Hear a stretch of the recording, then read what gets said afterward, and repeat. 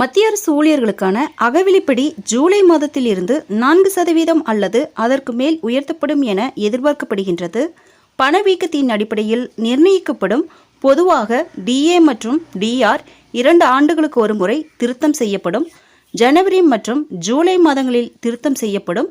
இந்த முறையானது அகவிலைப்படி உயர்வு கடந்த சில வாரங்களுக்கு முன்பு அறிவிக்கப்பட்டது.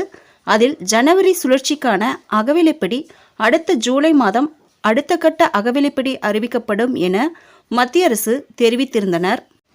மத்திய அரசு ஊழியர்களுக்கும் ஓய்வூதியதாரர்களுக்கும் அகவிலைப்படி மற்றும் அகவிலை நிவாரணத்தை 2% உயர்த்தி வழங்கியது. இதன் மூலமாக அகவிலைப்படி 55% உயர்ந்து காணப்பட்டது. ஆனால் கடந்த 78 மாதங்களில் அறிவிக்கப்பட்ட அகவிலைப்படியிலேயே மிக குறைவானது கடந்த முறை அறிவிக்கப்பட்டதுதான். இந்த அகவிலைப்படி குறைவாக இருந்ததால் அரசு ஊழியர்கள் அதிர்ச்சி அடைந்தனர். மேலும் அரசு ஊழியர்கள் இடையே கடுமையான எதிர்ப்பு ஏற்பட்டது.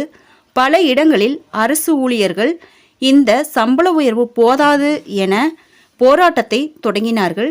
இதனால் அடுத்த 2 மாதங்களில் வழங்கப்படும் தொகை, அதாவது ஜூலை மாதத்திற்கான அகவிலைப்படி தொகை கண்டிப்பாக அதிகமாக இருக்கும் எனவும் கூறப்பட்டது.